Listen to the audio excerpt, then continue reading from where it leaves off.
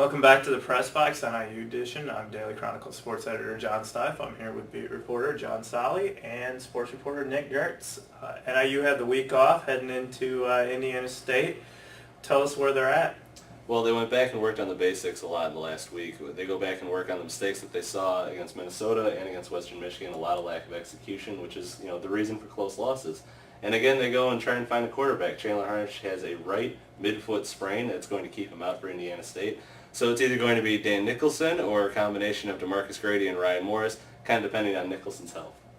All right, and you've seen Ryan Morris play a little bit. We haven't really mentioned his name much this year. What does Ryan Morris bring to the table? Well, I mean, he's shown last year that he can throw the ball a little bit. I mean, he looked pretty good in his starts last year, and he had one snap at the ill-fated Poinsettia Bowl where he got actually rung and it looked like he might have been taken out too, but like Dan Nicholson was. But I mean, he looked pretty good last year when he stepped in for Dan Nicholson.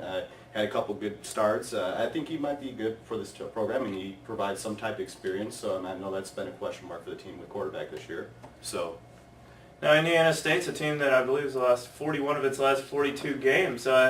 It's obviously a game NIU should win big, but they had a problem with a 1AA opponent last year. That's right. Jerry Kill brought his Southern Illinois team up here last year and beat Northern Illinois. So 1AA teams you can't take lightly. Northern Illinois learned that last year, but this should be a win. Indiana State has scored 3 points through 2 games. They've had this problem with 1AA teams before in the past. They lost to Western Illinois, Eastern Illinois in the years past with Joe Novak. So it's not like this is going to be something where they can just cakewalk and think this is going to be a win game for them. All right, one of the other big questions is the running back situation. We saw Miko Brown turn into what looked like the starter against Western Michigan. Can you tell us where that's at? The coaches clearly love Miko Brown. I know Jerry Kill, when he recruited him, said he felt like he stole him, and he's their guy. Justin Anderson is coming off a 1,200-yard year. The problems where the coaching staff sees is maybe effort in practice. They don't see it all the time on a consistent level like they do with Miko Brown or Ricky Kreider. So if Justin Anderson can get to that level to where he's consistently putting out the effort that they want to see in practice, then I think you'll see the Justin Anderson of old in games. And there was a mysterious disappearance of Britt Davis right before the game at Western Michigan. He didn't show up. They kind of had it's an injury thing and didn't really say any more. Do we have any update on that? They say it's a health issue. He was back at practice the next Tuesday, so he was just fine. They don't say anything past that, though. All right, and you've seen a lot of Britt Davis. What can he do for a passing offense like this?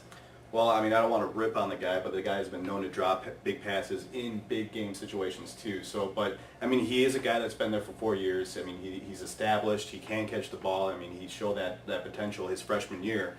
So, I mean, that's what they need They need him to come back and be that guy that they projected him to be, that star wide receiver like Sam Hurd or the guys they had in years past. All right, but his loss has been Nate Palmer's gain, and he's seen a lot more balls come his way, and he's actually becoming one of the guys that are prominent with the program. They actually brought him to the press conference this week. They did bring him to the press conference this week. The thing they really like about Nate Palmer is his speed. He is probably the fastest guy that they have. Chandler Harnish said that early in the season, and no one really believed him because no one really knew who Nate Palmer was. He showed that against Minnesota. Western Michigan obviously had tape on that, and so they tried to take that away, but I think that's something that you can see his speed sort of give him that breakaway ability and give Northern Illinois a chance to do something in the passing game.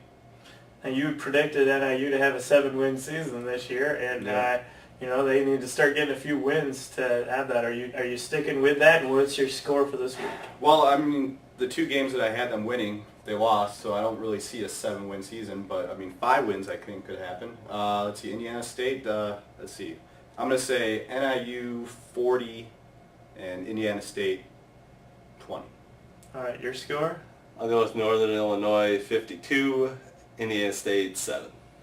All right, that's week 4 of the Press Box NIU edition. As always, send us your comments, questions, anything to sports@daily-chronicle.com, and we'll see you next week.